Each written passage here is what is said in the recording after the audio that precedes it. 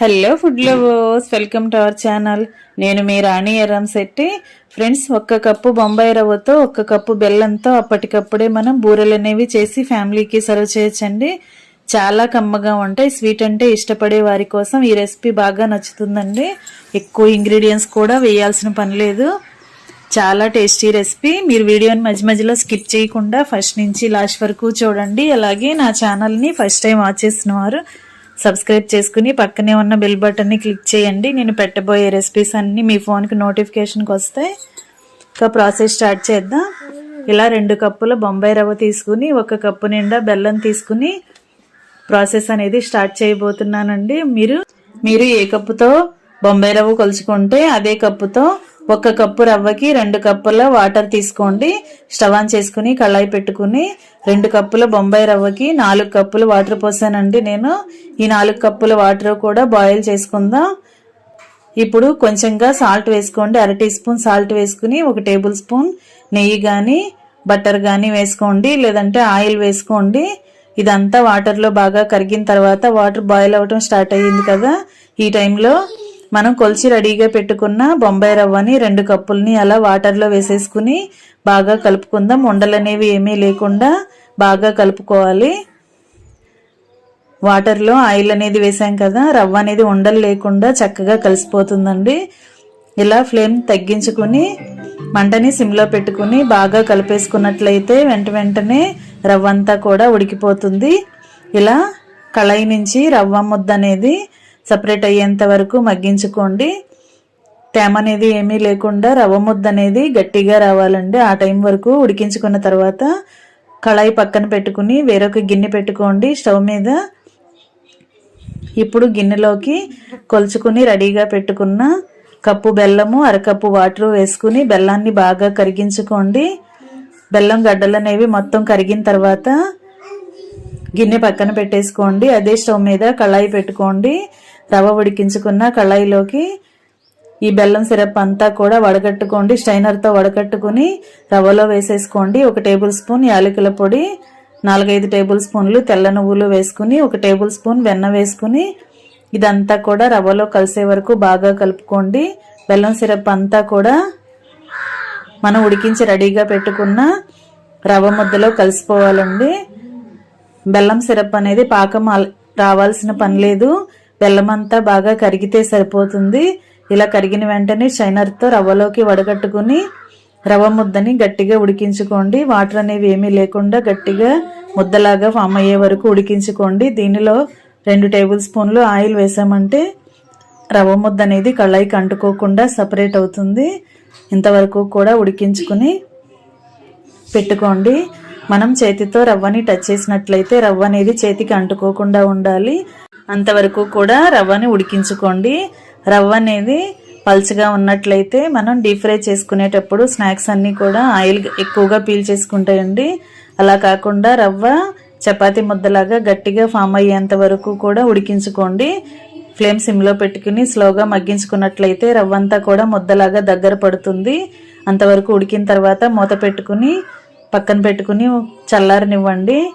బాగా చల్లారిన తర్వాత గరిటె పక్కన పెట్టేసుకుని చేత్తోనే పిండి ముద్దని బాగా గట్టిగా కలుపుకోండి.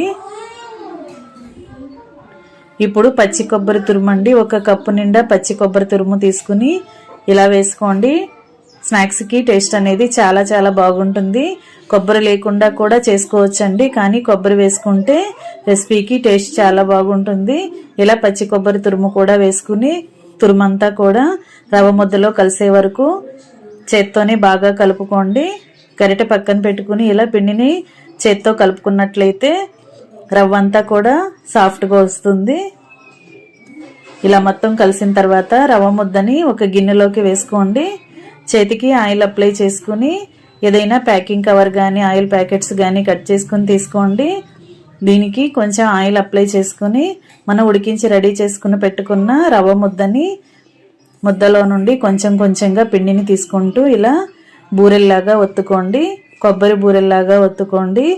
బొంబాయి రవ్వతో కొబ్బరి బూరెలండి. బెల్లం కొబ్బరి బూరెలు చాలా చాలా బాగుంటాయి. ఇలా మనకి కావలసిన సైజులో బూరెల్ని రెడీ చేసుకుని ప్లేట్లో పెట్టుకోండి. చేతికి ఆయిల్ అప్లై చేసుకోవాలి, కవర్కి ఆయిల్ అప్లై చేసుకోవాలి.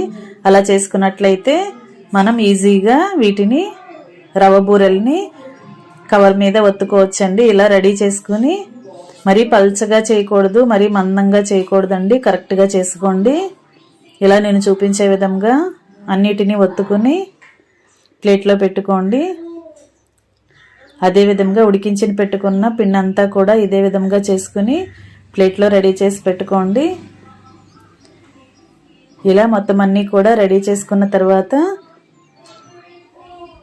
కుకింగ్ ప్రాసెస్ అనేది స్టార్ట్ చేద్దాం. స్టవ్ ఆన్ చేసి కళాయి పెట్టుకుని డీప్ ఫ్రైకి సరిపడా ఆయిల్ పోసుకోండి. ఆయిల్ బాగా కాగిన తర్వాత ఫ్లేమ్ని తగ్గించుకుని ఆయిల్కి పట్టినన్ని కొబ్బరి బూరెల్ని వేసుకోండి, సూజీ కొబ్బరి బూరెల్ని వేసుకోండి. ఒకవైపు బాగా ఫ్రై అయిన తర్వాత వేరొక వైపు టర్న్ చేసుకోండి. వేసిన వెంటనే గరిటెను పెట్టకుండా కొంచెం సేపు ఫ్రై అయిన తర్వాత క్రిస్పీగా వచ్చిన తర్వాత గరిటెతో వేరొక వైపుకి మార్చుకోండి. ఇదే విధంగా రెండు వైపులా కూడా ఫ్రై చేసుకోండి.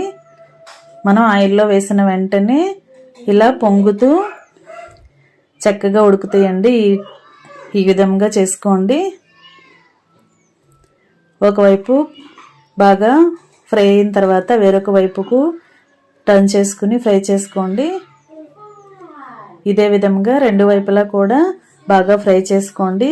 ఫ్లేమ్ని మరీ హైలో పెట్టామంటే బూరెలన్నీ మాడిపోతాయండి. అలా కాకుండా మీడియం ఫ్లేమ్లోనే పెట్టుకుని ఉడికించుకున్నట్లయితే లోపల వరకు కూడా కరెక్ట్గా ఫ్రై అవుతాయి. ఫ్లేమ్ని బాగా తగ్గించి సిమ్లో పెట్టుకున్నామంటే కొబ్బరి బూరెలు అనేవి ఆయిల్ ఎక్కువగా పీల్చేసుకుంటాయి. అలా కాకుండా మీడియం ఫ్లేమ్లో పెట్టుకుని మాత్రమే వీటిని ఫ్రై చేసుకోవాలండి. ఇలా ఫ్రై అయిన తర్వాత గరిటె నుంచి తీసుకుని వేరొక ప్లేట్లో పెట్టేసుకోండి. అదేవిధంగా మిగిలిన కొబ్బరి బూరెల్ని కూడా అలాగే ఆయిల్లో వేసి ఫ్రై చేసుకోండి. ఇంకా రెడీ అయిపోయాయండి సూజీ కొబ్బరి బూరెలు. ఎంతో టేస్టీగా ఉంటాయి, చాలా చాలా కమ్మగా ఉంటాయి. స్వీట్ ఇష్టపడేవారు అప్పటికప్పుడే ఇలా ప్రిపేర్ చేసుకోవచ్చండి. ఈ ప్రాసెస్ అంతా కూడా సింపుల్గా అయిపోతుంది. తక్కువ ఇంగ్రీడియంట్సే కదా. బెల్లము, సూజీ రవ్వ, యాలకుల పొడి, అలాగే 2 టేబుల్ స్పూన్లు నెయ్యి ఉంటే అప్పటికప్పుడే మనం ఈ స్నాక్స్ అనేవి ప్రిపేర్ చేసుకోవచ్చు. ఇంకా ఫ్యామిలీకి సర్వ్ చేయటమే ఎంతో కమ్మగా ఉండే సూజీ కొబ్బరి బూరెలు రెడీ అయిపోయాయి. మీకు గనక వీడియో నచ్చినట్లయితే లైక్ చేయండి. అలాగే మీ ఫ్రెండ్స్కి, ఫ్యామిలీ మెంబర్స్కి ఈ రెసిపీ షేర్ చేయండి. నా ఛానల్ని ఫస్ట్ టైం వాచ్ చేసిన వారైతే సబ్స్క్రైబ్ చేసుకుని పక్కనే ఉన్న బెల్ బటన్ని క్లిక్ చేయండి. నేను పెట్టబోయే రెసిపీస్ అన్నీ మీ ఫోన్కి నోటిఫికేషన్కి వస్తాయి. ఓపెన్ చేసి చూడొచ్చు. ఛానల్ని సబ్స్క్రైబ్ చేసుకోండి. మరొక రెసిపీతో మళ్ళీ కలుద్దాం. Thanks for watching. నేను మీ రాణి ఎర్రంశెట్టి.